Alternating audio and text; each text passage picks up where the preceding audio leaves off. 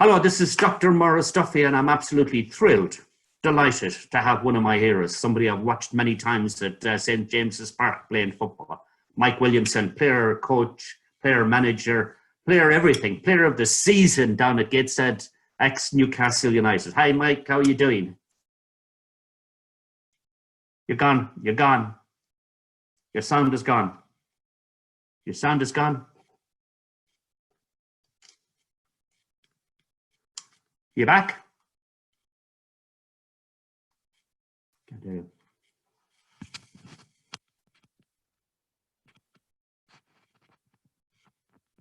Can you hear me now? I can hear you now. Gotcha. We go again. Right. It just came up. I was muted, and then it went off. So I thought I was unmuted, but I wasn't. No, that was my fault. I probably hit the button when I started going there. I got it again. All right. So I got you. Can you hear me? Yep. We're ready. Okay. 5, 4, 3, 2, 1. Hello, this is Dr. Maurice Duffy, and I'm absolutely thrilled, delighted to have Mike Williamson with me this morning. One of my heroes, one of my stars, a person I've watched and a player I've had watched and admired at Newcastle United. Currently player manager, player coach, player of the season down at Gateshead. Hi, Mike. How are you doing? I'm very well, Maurice. How are you? I'm good. So how's isolation treating you? Surprisingly well. I've adapted well. Like I've got 5 children, and they're keeping me busy. I've got 1, and that's a handful. So with 5, and I know they're all younger than mine. Mine is 11. What's your eldest? My eldest is 14. 14. So 5 under 14. 14 to 2. Yeah, that's the spectrum. And how are you all managing at home?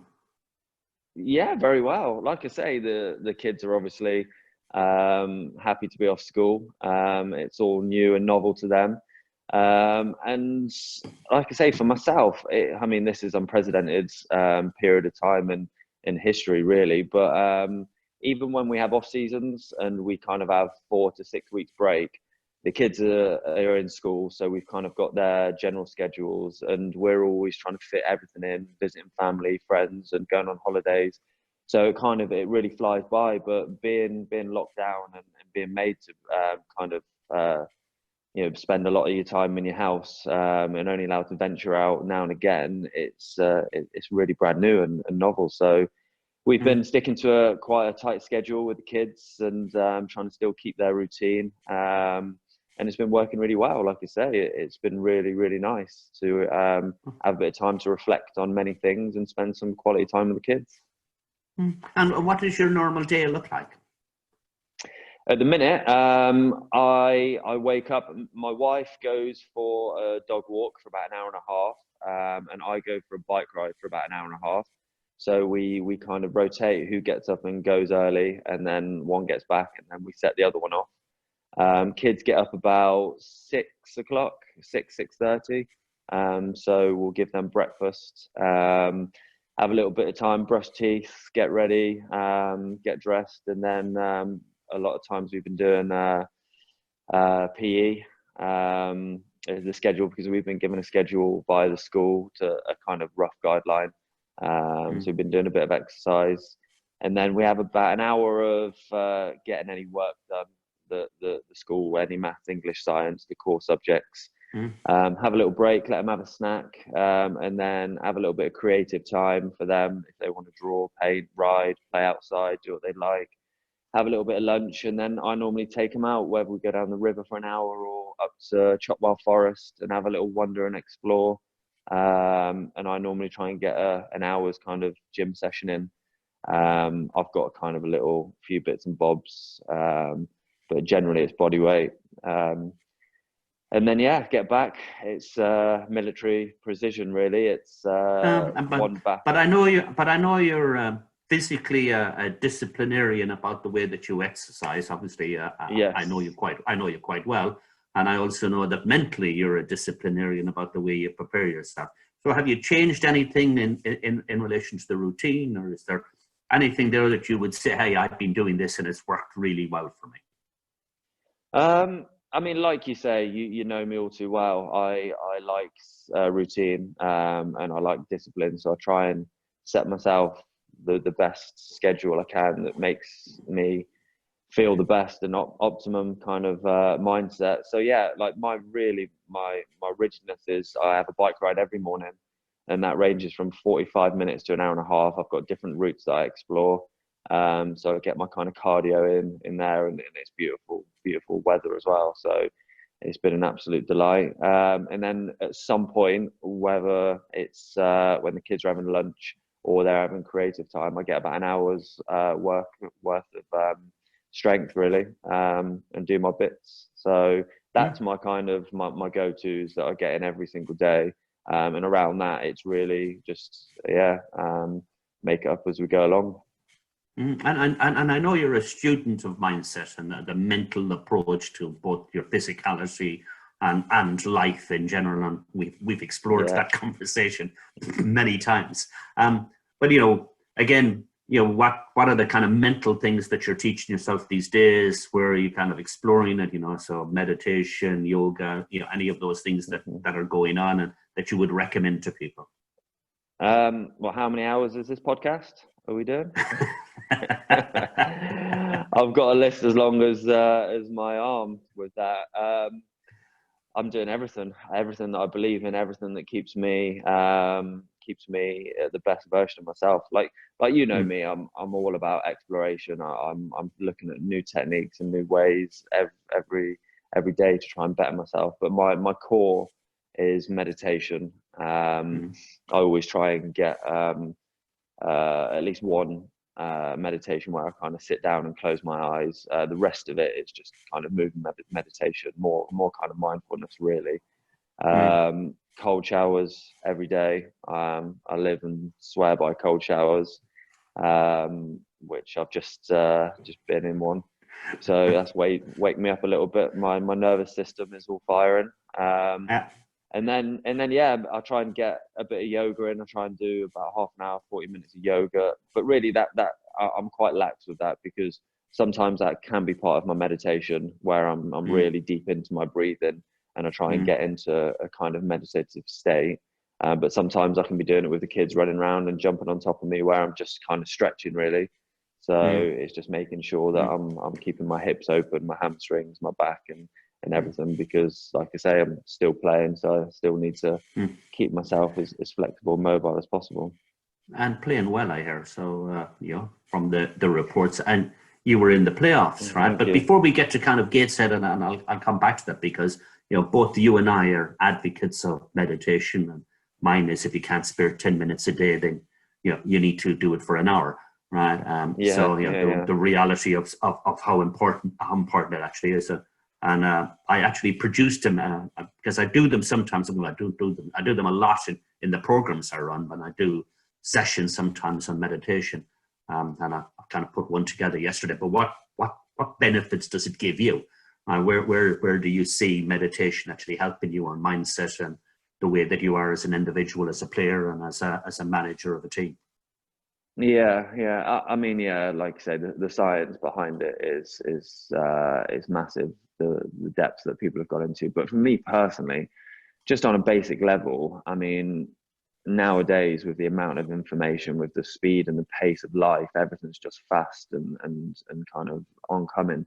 And to be able to just to sit down and be able to concentrate, even taking real meditation out of it, just be able to focus. Just even the art of sitting down and reading a book, I think, is being lost at the minute. Our attention, there's so many things vying for our attention at the minute with social media, with TV, with so much stimulation. Our minds are just 100 miles an hour. So that ability just to be able to say, right, for this 20 minutes, I'm just going to sit down and I'm just going to be a witness to what happens in my mind and not be attached to it. And to have that discipline really to do that, I think is critical, especially like I say in society these days.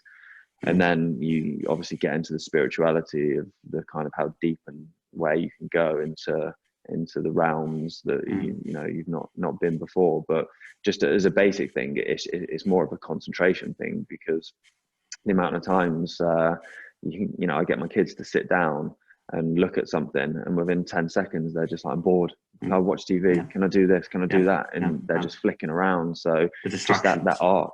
Yeah, like I say, life is full of distractions, and just to have that ability to sit down. So for me, that helps me with everything. When I try and sit down to do some work, to read a book, to watch the opposition team, to really focus in, it helps you, concentrate and focus.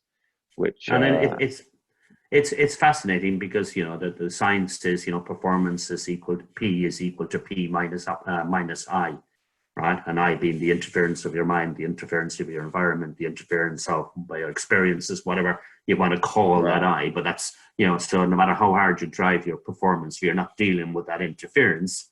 I call it sometimes bias interrupters or interference interrupted. You're not able to deal with it, and and the problem, which you and I have spoken about many times, the problem that is that thoughts have energy, and if you don't deal with the energy, then they just keep coming at you, right? So you have to allow the energy to flow, and it has to either flow into you and out of you, right? And if it flows into you and it stays there, then it's a meltdown.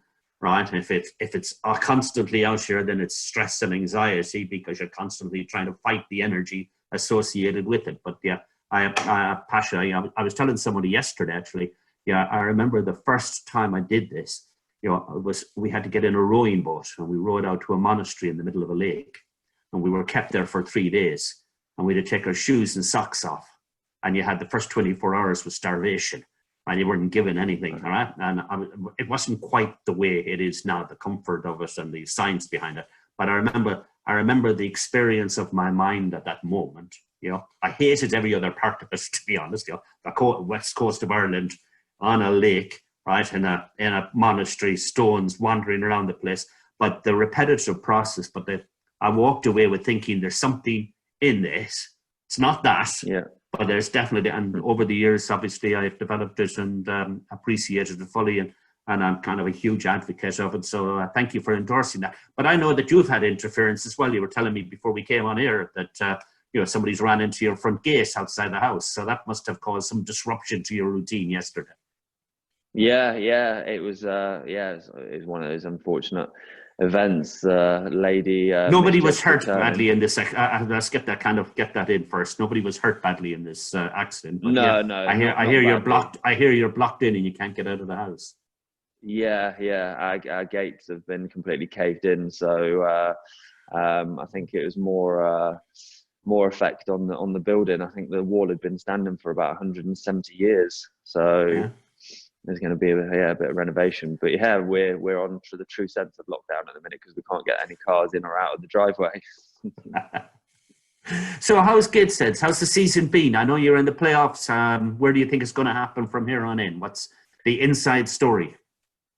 The inside story is we're all just sitting on tender hooks and waiting because nothing's been decided at the minute. We're currently, if we finish the season on points per games, we're finishing the playoffs. But to be honest, I don't think the season we'll have the luxury to conclude it. I think it's going to be finished now, and we're just going to vote for one team to be promoted. So frustrating because it's been such a good season. We've learned a lot. We've improved, and we've picked up some really good momentum heading into the back end of the season, which as you know in football is critical. And we haven't had the opportunity to finish it off. So it looks like, all intents and purposes, that our season's done. But I've still got my fingers crossed, and I'm quietly, hoping that we get the opportunity to finish it because, I believe in our squad and the group of lads, and it would be brilliant. But like I say, it's been a great learning curve. We've learned a lot. So, and the club itself has come through a phenomenal turn of events from last summer, nearly going out of business, to now where it's a really stable business model. And I remember having a cup of coffee with you at the beginning of the last year where you had no players and you were trying to recruit players, and the financial situation was pretty disastrous at that time, and the structure and the management of it was a problem. But what would be interesting, I think, for people is you're leaving Newcastle United, 50,000 people, Premiership, and you're going to Gateshead. how did you manage that transition, both as a player and then obviously, you were a player at Newcastle and now you're a player manager at Gateshead, so that there's kind of another side to it as well. Yeah. I mean, I've always looked at life in a certain way, and I feel blessed to have the opportunities to play at the levels I've played at, and to currently playing at the level I'm playing at the minute. And I've always been appreciative, and when I was at Newcastle, I'd always speak about the honour I felt every time I pulled the jersey on, and it was incredible, an incredible experience, something that I'll look back and I'll cherish, and I'm sure I'll tell the grandkids of past games that I've been involved in. But I still see it as the same. It's a complete privilege and honour to be a manager and player at Gateshead, and it's been an incredible journey for me. Like you say, coming in as a player, and then I went in as a coach, and in the summer become manager. And it's a different world to playing in the Premier League, of course. But it's still football. It's purist. It's still 11 guys going out onto a playing field and trying to find ways and means to get the 3 points and to win the game. So, like I say, but it must take different approaches, Mike, because as a player, it's all about yourself. It's all about your own preparation. It's all about your own mindset. It's all about kind of performing. Sure, you're trying to fit into a team, but you have to perform at a level for yourself as well in order to kind of maintain that contribution to the team. Manager is a complete different thing. You're looking at it from a helicopter point of view. You're not in you're not at the front in the sense of kind of you're supposed to look at it, see the strategy, see the tactics, take in what the other team is actually doing, work out the positioning, and it's like a game of chess in kind of making sure that your people and your best performers are in the best position. So how do you manage those two mindsets on the pitch? Well, firstly, I mean, the transition, from a player, all you've got to think about is yourself, your own performance, your own mental and physical kind of preparation, and making sure you're in the best state really to perform. Going into management, where, like you say, it's an overview, and you've got to make sure, and this is where a lot of our conversations, and I've learned a lot from you, because it's about what makes people tick and what really motivates people, and how you connect with them, and how ultimately you get the best out of a group of lads. But my kind of the way I've approached it has always been, when I spoke to the lads, is I'm still a player, so I'm on the level playing field with them. I'm in the battle, heat of the battle with them. So it's we're all in it together. So firstly, we all kind of have a say of what we believe, what we think is going to be the best outcome for the group of players. Tactically, they buy into everything that we do as a management, and we just wanted to cultivate a really selfless drive amongst the lads. And like I say, when I'm in it, sometimes I don't get the luxury of having that bird's eye view. So a lot of it is on instinct and emotion. And this is where it's been a really good learning curve for myself, because when you're in the heat of the battle, sometimes you do miss things, and you've got to kind of make allowances for that. But for me, it's just been a case of, look, we're all in this together. We fight together. Anything that we say, You're back. Yep, sorry about that. Anything that happens, it's all for the best outcome. And we just got, like I say, an honest, hard-working group of lads who want to learn exactly the same. Sorry. Don't worry about it. Exactly the same as myself. So like you say, try and get like-minded people, and we're all fighting for the same cause. And it, like I say, it's really worked. Good. No, that's been riveting. So I've got some kind of quick-fire questions for you to reveal a little bit about yourself, right? I remember you telling me, your debut for Newcastle United was in Old Trafford at 75. Wasn't that right? Am I right in that my memory on 75,000 people? That was my Premier League debut. Yeah.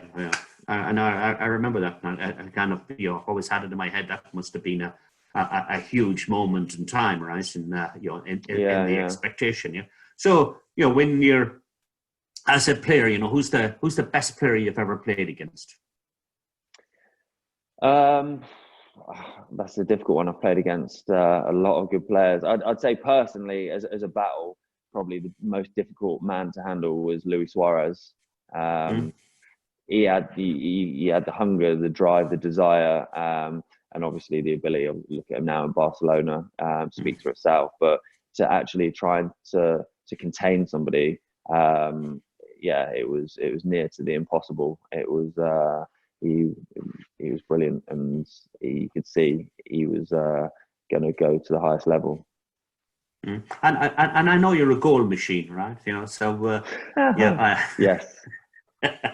So what's the best goal? I've seen you score a goal. So what's the best goal you've ever scored, or the one that has the most meaning for you? That's probably a difficult one, because it's probably when I was playing for Devon Counties when I was about 15 years old.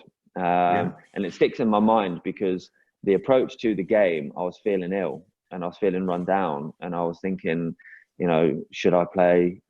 Is it going to be best for me, for the team? And then I decided, no, I'm going to play, and I ended up scoring 2. And it's one of those things, it's a psychological kind of blueprint that now I always draw on, because at that age I was very impressionable. I was learning my kind of infrastructures about the mindset and the psychological aspect of it. And I was in the paper the following day for scoring 2. So it sticks in my mind now, as every time I get run down or something, I think, yeah, I'm going to score. Because it was quite a poignant moment. So like you say, not at the heights of Old Trafford, because I haven't got too many memories of scoring in those games. But to myself, it was very very poignant in my story. And what's the best game you played with Newcastle?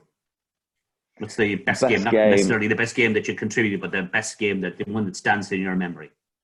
I'd probably say it's out of 2. It's difficult. 5-1 when we beat Sunderland, because of the passion and everything that entails. They're going to love you for remembering that one. Anybody from Sunderland listening to this. Yeah, I've got to bring that one up.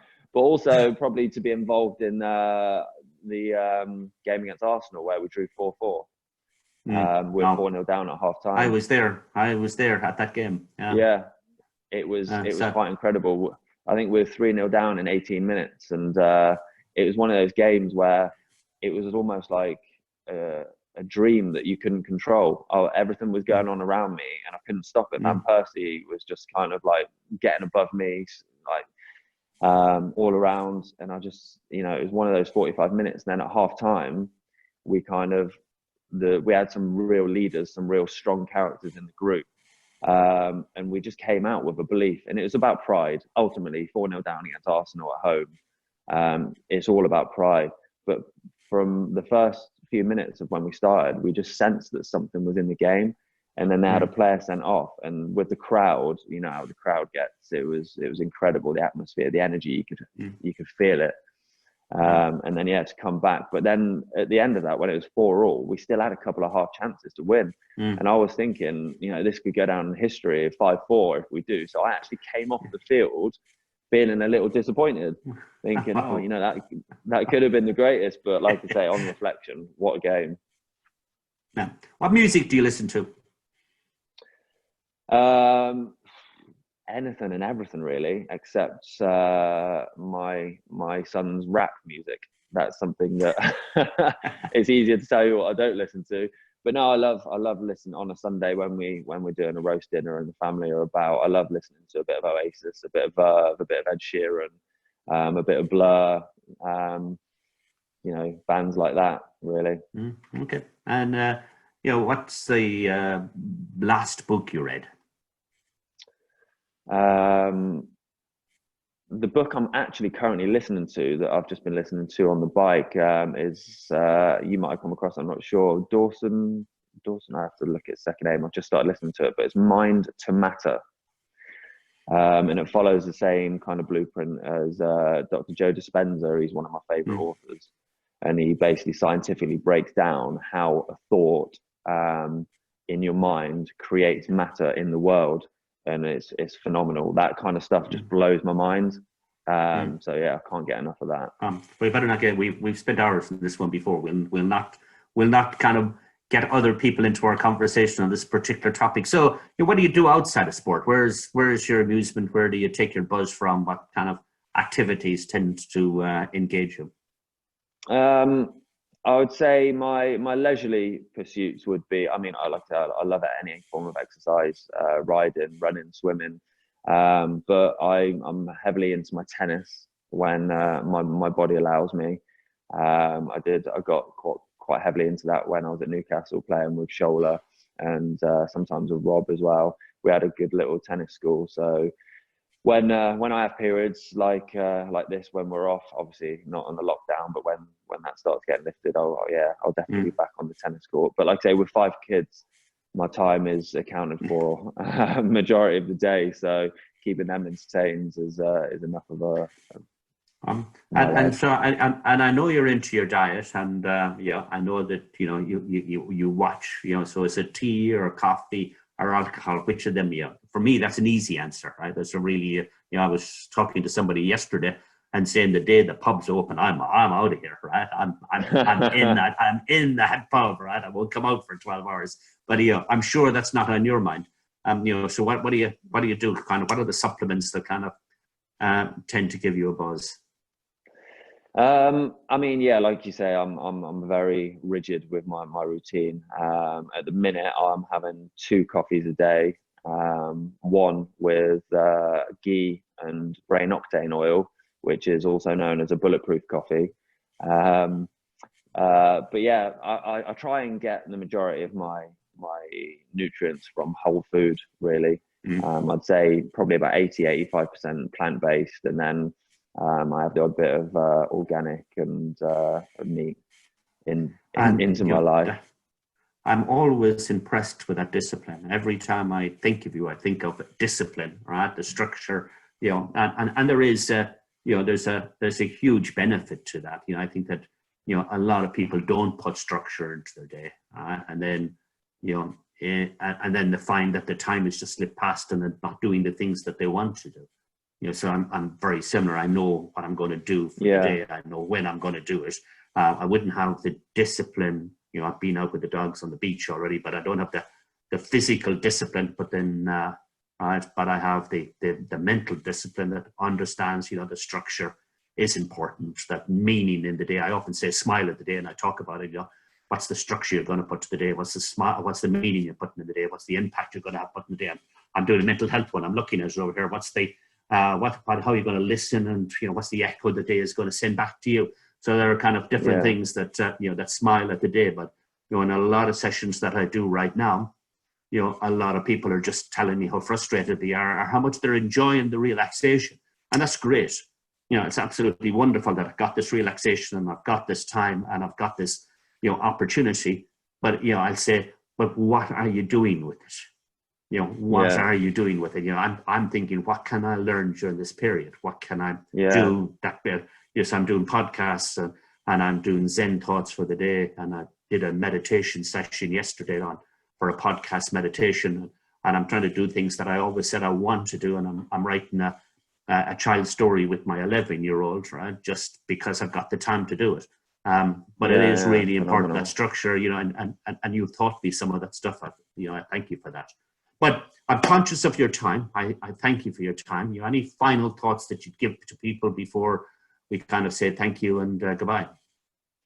Yeah, no, like I say, when you were just saying about that, what I find fascinating is you have a lot of strengths that I admire and I look up to, and what you're saying is vice versa. Certain things with me comes easy. So my diet and my exercise, that's really natural. I don't have to work on that.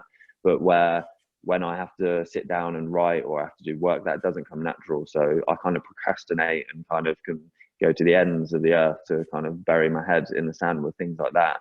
But for me, it always comes back to it's got to be an individual bespoke blueprint for you. And it's about that internal discovery about what does come easy to you, because everyone's got strengths, everyone's got weaknesses, but then also what's in your value system that you're not quite doing. So like you say, we all have this opportunity now are we just sitting watching Netflix for hours, or are we using it to learn a new language or to read a new book or to spend more time with kids? So it's really just trying to uncover that, and it's all got to be unique to yourself, and it's about your own intentions in life, and it starts every day. And like I say, it's a fascinating journey we're all on, and I'm just very privileged to have people in my life like yourself, a mentor that is, is full of knowledge and to learn off. Oh, well, I haven't seen you for a while, and the thoughts that are going through my head when you're saying that is I must catch up with you, because you give me a buzz and you give me a lift. And, those things that you say come difficult to you come easy to me. And those things that come easy to you come difficult to me. Right? It's easy for me to go for a walk, right? But the fact of going for an hour and a half cycle or a run, which is probably what I should do rather than just taking the easy option of just going for a walk. But we'll talk about that. And again, I'm conscious of the time. So I say, thank you very much. It was really kind of you to give up the time. Right? I feel like I'm praying because it looks like a church behind you, right, at this moment in time. Yes, so it is a church. I knew the answer to that question. That was me. Yes, it is a church. I know that you bought a church. But yeah, I feel like I'm praying. But thank you for your time. Thank you for giving up your time. Keep safe. Look after the kids, keep the mind active, and I look forward to catching up with you soon. Thank you. No problem. My pleasure. Thank you, Maurice.